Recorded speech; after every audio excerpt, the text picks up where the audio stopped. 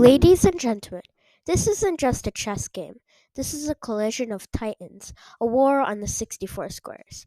On one side, the eternal tiger, Viswanathan, the pride of India, five-time world champion. He's been holding the torch for 3 decades, and he's not going to go down without a fight. On the other side, Magnus Carlsen, the record breaker, the number one. A machine wrapped in swagger, a genius who doesn't just play chess, he bends it to his will. Two names carved in history, two minds sharpened by time, and in the global chess league, they meet once more, not for titles, not for glory, but for legacy. 30 seconds on the clock, no room for hesitation, only instinct, speed, and steel. Every pawn sacrifice is a provocation. Every sacrifice a challenge, and every glance at the board a message. You thought legends fade, you thought time passes them by. Not here, not today, because when the two sit across from the board, nothing matters. Only the next move. Anand versus Carlsen, legacy versus supremacy. This is the Global Chess League, and we will be diving into this game. So, we have Magnus Carlsen as black here. And so I'm just going to flip the board. So he surprisingly plays e6. Was kind of a team tournament where he played in the Alpine L Deers or something, I don't remember. But he played the French, and we had I think this is called the Rubinstein variation, except instead of the typical, wait, let me just look what this is.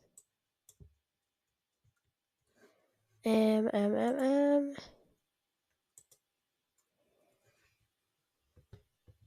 So, I guess this is a mainland. This guy's saying over here it's a mainland, but I don't really know. We have bishop e4. So the basic idea is that black, obviously in the French, is enduring pressure on this d5 pawn, while his bishop is blocked.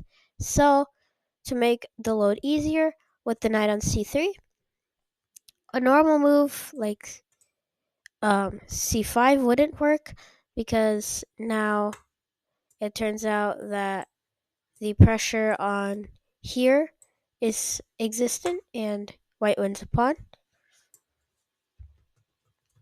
But instead, the best way to counter it is something like this, where you take off the pressure by pinning the knight. And when they push, because if you block first, then there is the winning of the pawn. So you need to push, and then after something like c5, which is a more aggressive move, black is completely trying to take advantage of this. And maybe I would recommend a more subtle move like knight to e7 with continuing with development, and going with knight to f5 to target the pawn, like in the typical advanced French. So this is kind of, you can think about it as an advanced French if you know how to play against that, and play it in that sort of way, except you have bishop e4 on the board, which makes it a bit different, but not too much. c5 is aggressive, as I said earlier. a3, bishop c3, bc3. And now this is kind of a weird structure for advanced French people. It kind of looks like an advanced French, except the fact that the b pawn instead of the regular c pawn is on c3. So, if you know the opening, there's a kind of a line in the Vienna game where white plays this kind of way, and his plan is to initiate a kingside attack. But all you French people may know that black usually castles on the king side, queen side, but if you try to do that now, you might notice that white has this open b file, which you'll use to target the king. So, the best plan is to try to endure the attack. So, I would recommend checking out the Vienna position, which occurs after actually an e5 line, which is pretty surprising. And this is just regular Vienna stuff. I like this queen f3 line. And then You take immediately, takes, and then you play something like, I don't know, knight to c6, then d4, and we notice a similar structure. Then here, no, wait, here. You can just look at the similarity right here. The pawn on a3 would actually be worse for white because as you become more experienced, the pawn can be kind of easily targeted. Not now, but if like the queen somehow gets on f8, this pawn is kind of weak over here. So the pawn on a2 is actually a better setup, but nonetheless, this is a pretty good structure to have because its attacking chances are amazing. The bishop has a perfect spot on d3. The knight is going to head to f4, and attacking will give black no easy way to escape. Knight to c6, but the French gives the advantage to black because he now has pressure in the center. So white cannot be careless with a move like bishop to d3 because number one, it can be met by c5 and taken advantage of the pawn with queen to a5, and number two, the pawn would be hanging. So white has to be kind of careful of what black can achieve. So instead, we have queen to g4. This is also a typical plan if you're not going to play like this queen to f3 line, or you're just going to wait. Queen to g4. So white kind of now protects the pawn simultaneously, taking advantage of the dark squared bishop being gone, which is usually a major part of black's defenses in the French. So if you were paying attention, you may have noticed that this pawn was obviously free. But then there was this, and even though white can get his queen out, it is not that much trouble with a move like queen to f6, which runs into this, so maybe you might play something like knight to c6 back, not like that. F6 actually suggested by the engine. I guess it's fine since you're not going to really have any trouble with development other than queen checks, which won't be that annoying because knight to g6 can always be met if queen to h5 is somehow played. So you don't want to take, which is typical in the French too, you should know that. And this is obviously a great move. Yet if you're paying attention, you might notice that black has this kind of bishop, which is blocked by the pawns and has no real future. But also, he lost his dark squared bishop, which also is proving vital because now you might notice that if the dark squared bishop was stolen f8, then black would really have no problems. So, combined with white's kind of easy plan for attacking, black is suddenly at a disadvantage, really. Not disadvantaged by the engine, but it's overall uncomfortable to play this opening, I suspect, for many people. But these are grandmasters, and it doesn't really apply to them. g6. This is kind of a bad move because see, your dark squared was already so weak because you only have one possible dark squared attacker, which can attack on the dark squares really well. The knights don't count. But white has two, and 2-1 isn't a great ratio. In turn, black now has center pressure and will focus the rest of his game trying to target these weaker pawns, which is a flaw with this kind of structure. But unlike the other line I showed you earlier, this flaw doesn't really matter for white because, as you can notice, black's development is much less advanced and we got the structure in fewer moves. So white can divert black's attention from the queen side and bring it into the king side where he can vigorously attack. So we have g6. And also one thing to note is that you should try to not put your pawns on the opposite square of the bishop you have. I mean, on the same square of the bishop you have. If you only have a bishop. Like, as you can see, since 6 of his pawns, 6 to 2 is a bad ratio, which converts to 3 to 1, which is kind of a bad ratio because now this bishop, which is the whole point of the French, cannot activate. And see, the great thing about the bishop pair, if he had it, he could plop the bishop on g7 and he would be completely fine. Perhaps his bishop wouldn't be that active, but he would technically be fine. But now, no bishop means his dark squares are even weaker, combined with the fact that most of his pawns are on light squares. So it's a horrible combination. Black is at a very substantial disadvantage. And it might not seem significant, but black, if played fine, actually might have a way to survive. Because, as you can see, white has really no progress on this side of attack, and he's left his king in the center. So, in that time frame of getting that king to safety, white can actually get his knight into play and kick this queen out, which could prove kind of bad for white. So, I mean black. So, white now plays this aggressive move, h4, but Carlsen knows that this is kind of an overreaction.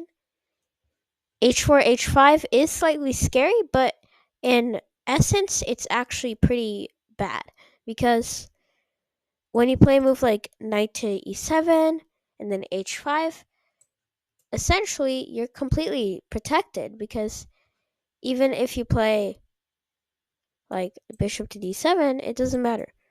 White can't do anything substantial to you. Okay, he opened his file, but now his king is in the center.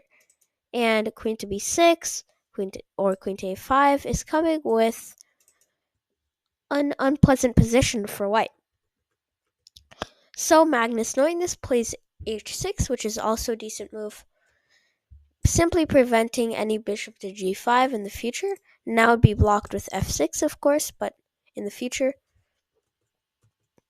And also, he plans a smart pawn break g5 when h5. Perhaps that was the bigger idea. So h5 is also a decent move, but you're playing a bit too fast, and you're allowing black to gain the pawns on the dark squares. So now, as you notice, black has re-equality with his pawns, which is still a disadvantage since his bishop is not that great here, and he should try to get most of the pawns on dark squares, the opposite color of his bishop. And if we could switch that ratio over that we had earlier, perhaps 6 on dark squares, then that would be great. If we look at the candidates that can do this, we can not really get this guy, so this will be a permanent one. You can play the b6, so this person is solved. But we still need to do these two. This guy will be stuck, and this guy can be eliminated by f6. So here you see a potential plan. It's great to look at different aspects like space, how to gain space, how to make your king safer when you don't know how to do things. I know people say developing moves typically, but you should also be looking at specific goals in mind. Like, okay, I want to activate my bishop. I need to put my pawns on the opposite color. And you see maybe a plan brewing. You might play f6, try to break out the knight, develop, and put the bishop on b7 over here. Try to pressure the center, break it open, and put your bishop on a great future. For example, I'm just going to show you kind of an example line. Let's just say white plays kind of some stupid moves because I don't want to reincarnate a whole game. Take, queen to f3. Now b6, knight to g3, bishop to b7, bishop to d3. Okay, maybe castles here is a bit risky, so I would actually recommend in this position walking your king over here. This is usually not needed in many positions, but personally would rather play something like king to g8. I mean, not short castles. I would play long castles. One sec. My charger came off. Because if you play this, I mean, you get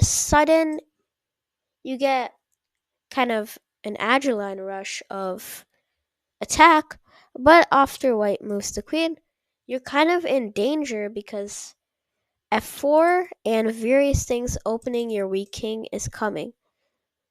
So in a rare case, you can play a move like this, walk your king over to the king side, queen side. You may be objecting to me because I said earlier you wouldn't put your king on the queen side. You wouldn't castle on the queen side. Well, you might be asking why now. You can play queen t7 too if you don't want to go that risky, but either is essentially fine.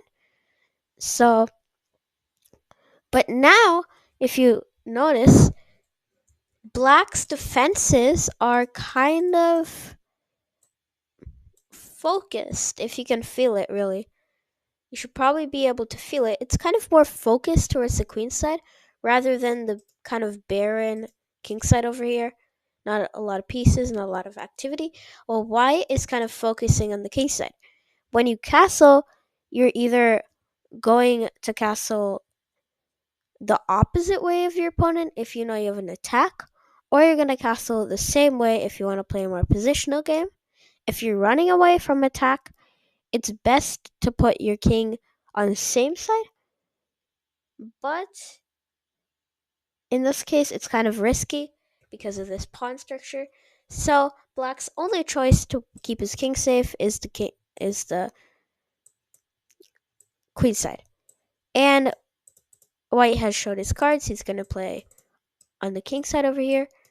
So black has a pretty good chance because a lot of pieces are focused here. And he can counterattack with rook to f8 and barge down the f-file. For example, something like castles, bishop to d2, rook to f8, and this rook combined with this kind of weak attack, not very powerful, I would rather grade it, will make a better position. Also, I want you to notice, if you didn't believe what I said earlier about this pawn, kind of look at it. If c5 was played and this rook was on b1, this pawn would actually be quite a nuisance. Including, it's a rare case where black has castled on the queen side. This isn't such a good move. It can be used as a trap because, let's say, white plays rook to b1, c5, bishop to e3, queen to e6. Anyway, takes. This is kind of a trap now because rook to a1. And white sacrifices the pawn but gains pretty good initiative. Remember, the two top priorities in chess are king safety, and material. So his black's king is not safe. Instead, we have f4, a pretty aggressive move. If you take, that's a garbage move. I think you actually probably lose, yeah. Because queen to g7, and this rook doesn't have a way of escape. Maybe you could try sacrificing here, but there's nothing here. Unneeded sacrifices like this shouldn't be made, and you're just losing. You can't win the queen back because it would take a lot of moves, and in that time span, white could get it back. Not including the fact that this bishop is the wrong color to trap this queen, so it won't work anyway. We have instead queen to a5. Like I said earlier, bishop to d2. Here there's an easy solution, but as you can see, Magnus is kind of using it as a tempo gainer and gets the queen on this side and plays this really interesting move, f5. So if you actually calculate, it kind of looks weird at first. If you move the queen, black is essentially fine. Now it's evident that black will probably keep the king in the center if he wishes, because the center is deadlocked. When the center is also deadlocked, like in this position, it's actually fine keeping your king in the center as long as you keep the center mainly closed, which he is doing. And if you know a thing or two about knights, they best operate in closed positions. So Magnus is taking advantage of the characteristics of the knights and attempting to close the position down, which would be better for him. So, and if you take like en passant, you think you're really smart, it won't work because here, and you just help Magnus develop a piece with the tempo, which is not needed. And knight to d5 is coming on the way with a great position for Magnus, like a dream position, basically. Instead, we have queen to g3, backing off. Now the threat is that if you just play no move, let's just do that. This pawn is hanging. And white is invading. So to protect the pawn, g4 is played. I think this is the only move mainly.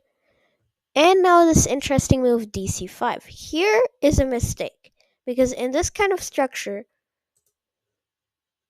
so I think this is also a move. You should never take here. Never, never.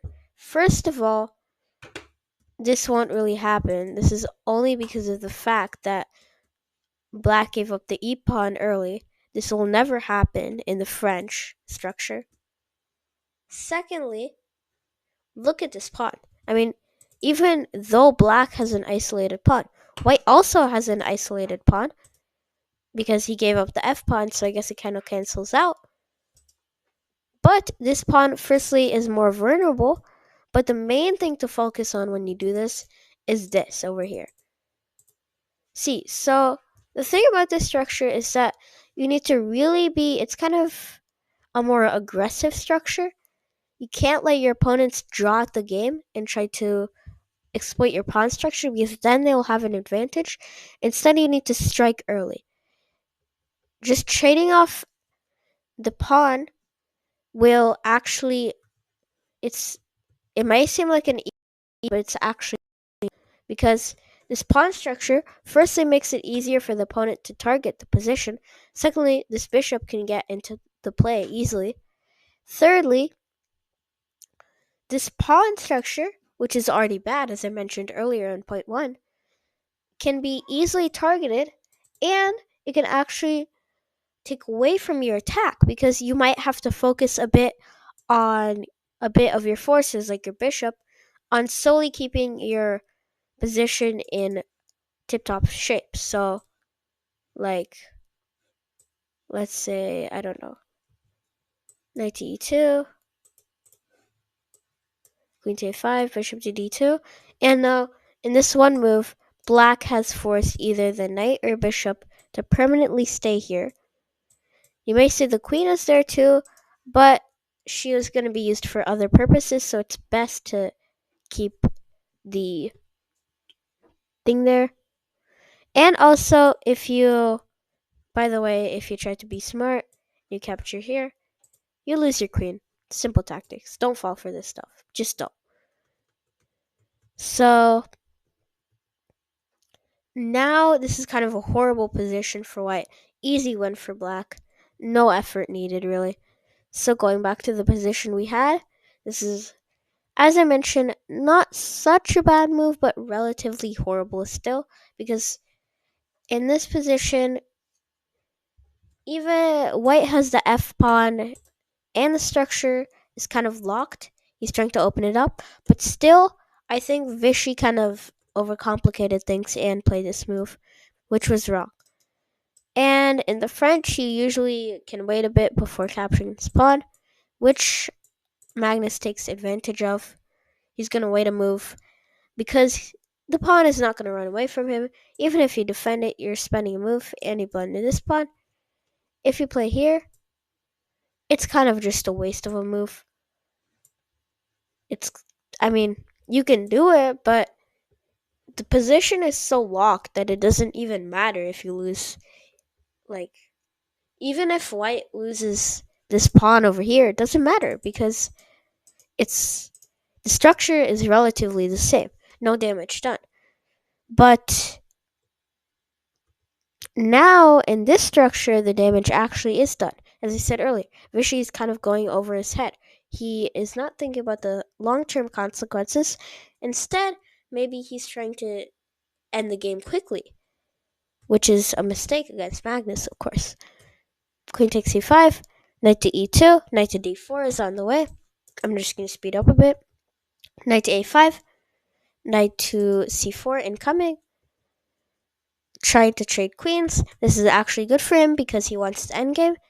Now he can solely take advantage of the structure, as I mentioned earlier, which is now we're just going to see Magnus's beautiful endgame conversion. The bishop may still be weak, but it is not that weak.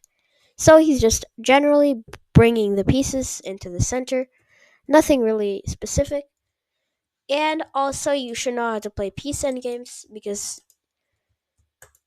sadly, your endgames is not just going to be running your king to the center and winning somehow because your opponent has 0q. And you need to learn how to play with pieces.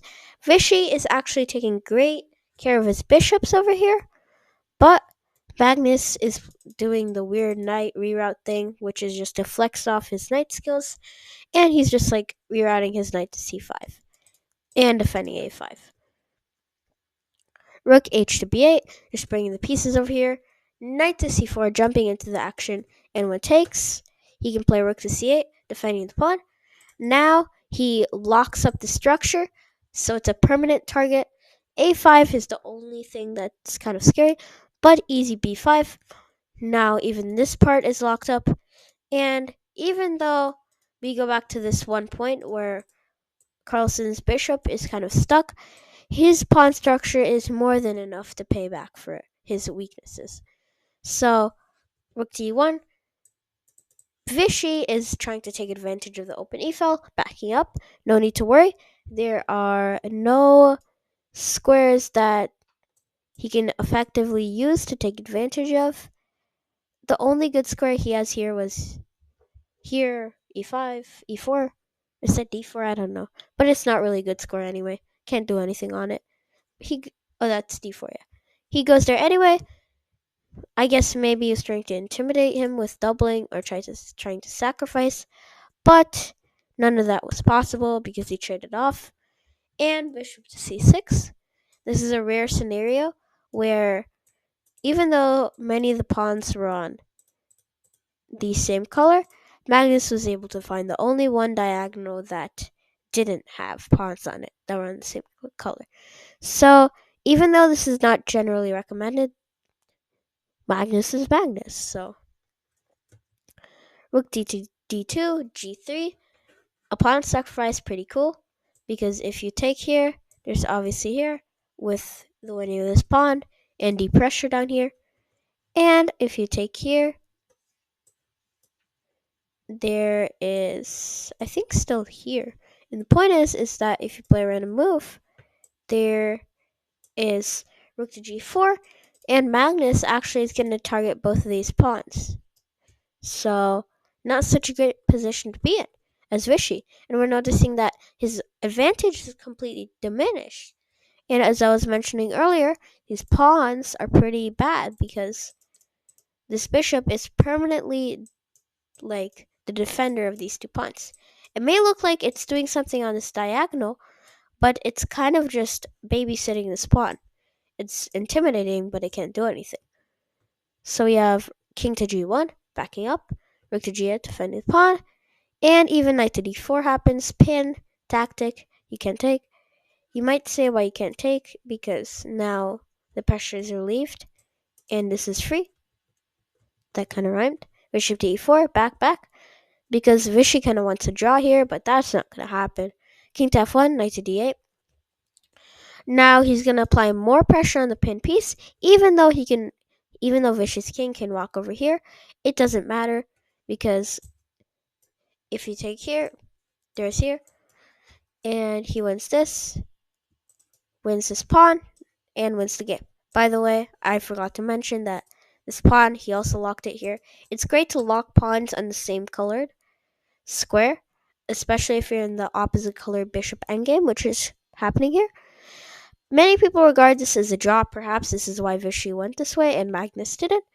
So it might look like a draw, but it's really not, because That's usually when the position is more open. Like black has a few pawns over here. White has like two pawns and then two pawns here. Same distribution, you get it. But in this case, Magnus has a clear advantage, and now he just needs to win this pawn solely, which his knight is beautiful at doing. He just needs to get to here, which I kind of like to do this exercise sometimes, where he could probably get it from here, which he could get from here, which he could get from here, which he could get from here, which he could get from here.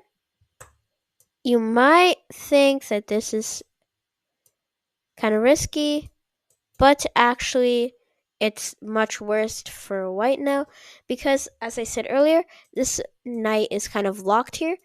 So, and the knight, as we mentioned earlier, has a low expertise at blocking swords like that. So now the knight has to kind of suffer, and black can just ride his king over here and try to win. Maybe it's not immediately winning. You should probably try to not trade off pieces. So, probably if you don't want to trade off pieces, if you're not sure, you should rethink. Let's rethink here. Oh, yeah.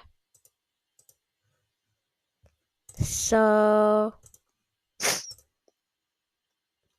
now let's take a different approach. Let's think where we can go from here. We can basically only go here, here, or here, which is none of the squares we need really. You scan a bit. Need to get from here to there, which can be reached by here.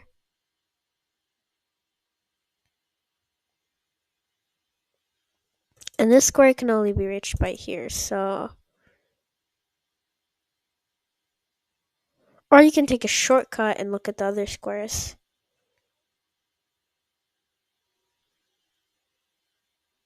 Yeah, so maybe actually Vichy tried to do this kind of to Magnus because there's no really apparent solution here.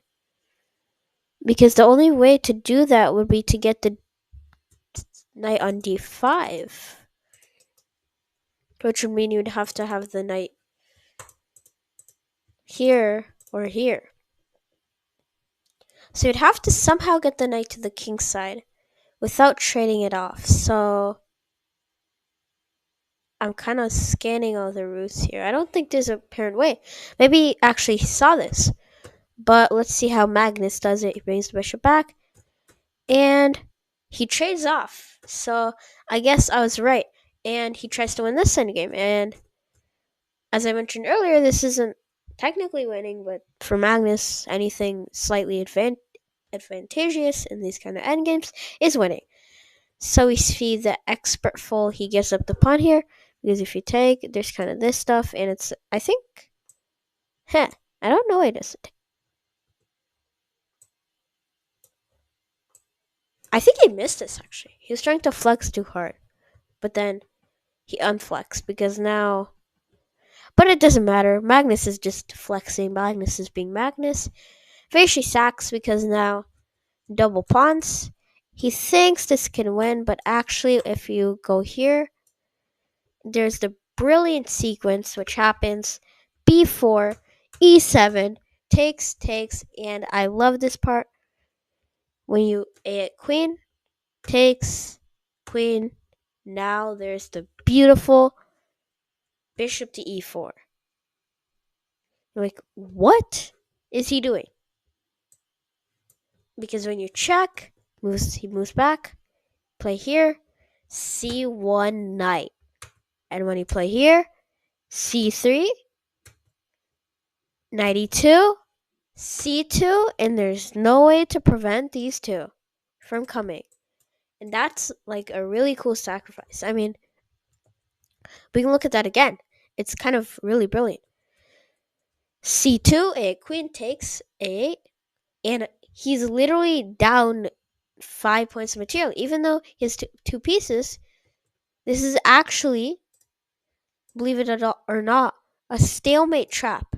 because it's the crazy queen. If you don't know, there's a crazy rook thing, but this is stalemate. So the crazy, oh, you just lose.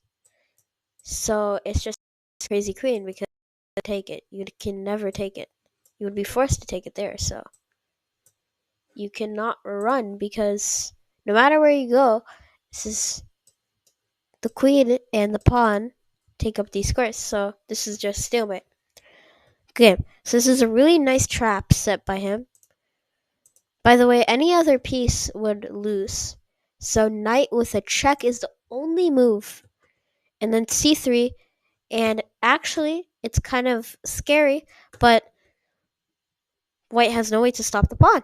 Even if he attempts to do this, this is just losing because he's down material. And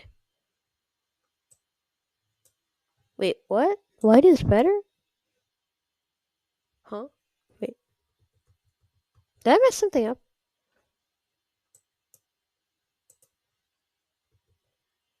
What do you promote to? Oh, you have to take with the king. Sorry, I just missed that for some reason.